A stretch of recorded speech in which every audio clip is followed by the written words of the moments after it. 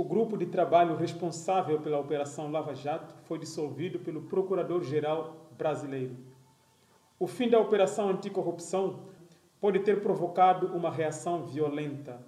Para alguns, é um dos poucos esforços contra a impunidade para políticos e empresários que devem se manter ativos, e para outros, é mais um exemplo da politização da justiça que nasceu com graves falhas de origem.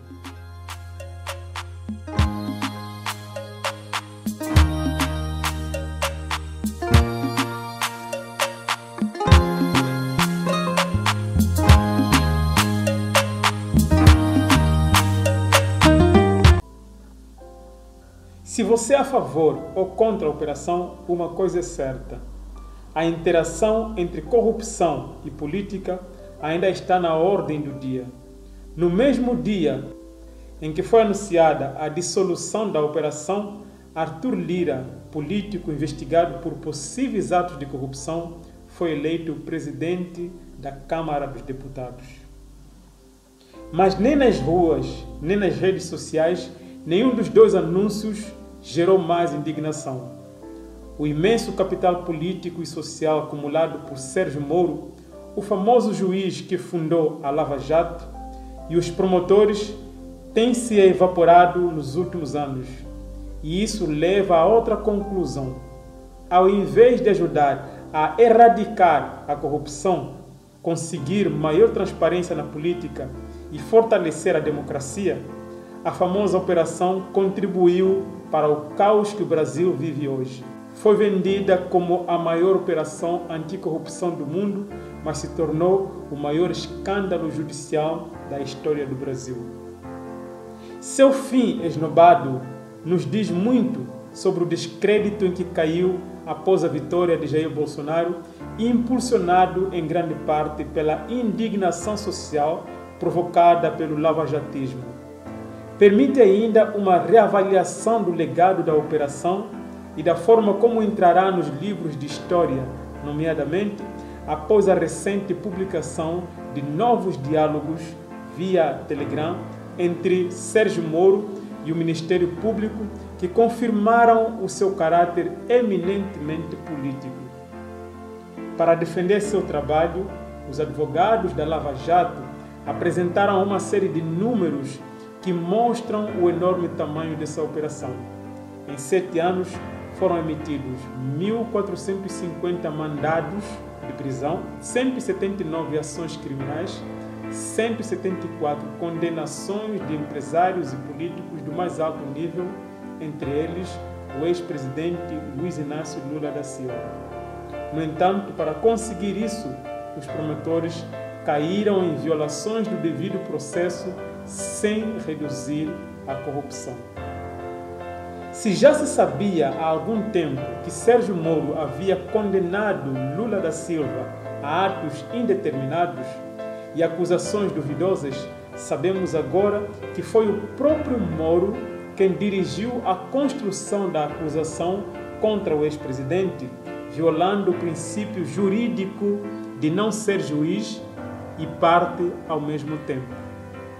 Quando os advogados de Lula denunciaram ter sido espionados ilegalmente pela Operação Lava Jato, este garantiu que havia sido um engano, e hoje é possível constatar que os promotores foram periodicamente informados pelos policiais federais encarregados das interceptações telefônicas, com o objetivo de traçar estratégias e obter a convicção de Lula da Silva.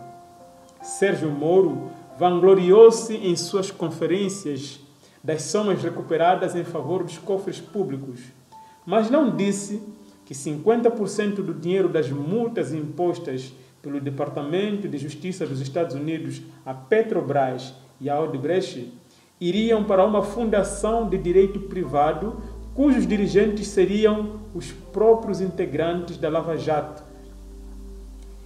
Em 2019, o Supremo Tribunal Federal suspendeu a fundação. Se usarmos os critérios do juiz Sérgio Moro para julgar as ações do cidadão Sérgio Moro, esses diálogos revelam atos ilegais. Diante dessas revelações, Moro e os advogados continuam negando a veracidade dos diálogos. A desvantagem desse argumento é que foi a própria Polícia Federal do Brasil, sob ordens de Sérgio Moro, quando ele era ministro da Justiça, que revisou as mensagens e as considerou verdadeiras. Em 2019, os jornalistas do Intercept receberam 43,8 gigabytes de dados, o que gerou mais de uma centena de artigos sobre o Lava Jato. Até agora, apenas 10% dos 7 terabytes foram analisados, com que se espera que continuem a aparecer falhas e ilegalidades na operação. Mas mesmo com esse pequeno percentual revisado, os diálogos confirmam que essa operação perverteu a justiça, violou o Estado de Direito no Brasil e foi fator fundamental na construção da distopia que o país vive, com uma crise política exacerbada e com o segundo lugar mundial de mais mortes pela pandemia da Covid-19. Em 2018, quando Sérgio Moro anunciou que concordaria em ingressar no gabinete de Bolsonaro como seu ministro da Justiça e Segurança Pública, muitos especialistas e defensores das operações ficaram surpresos. Talvez agora eles não estejam tão surpresos. Para ambos, o fim justifica os meios. E as consequências dessa conspiração são claras.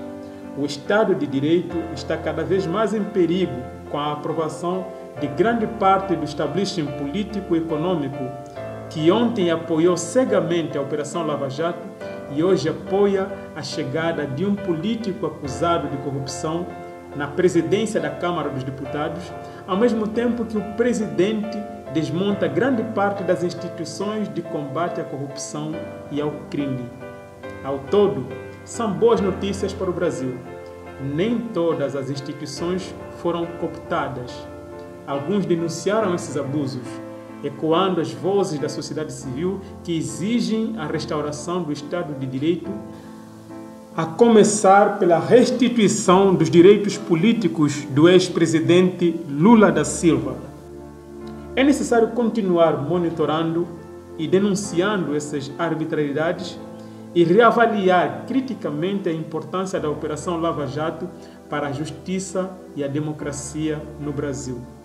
O exposto não significa que a ação firme da justiça contra a corrupção não seja imprescindível.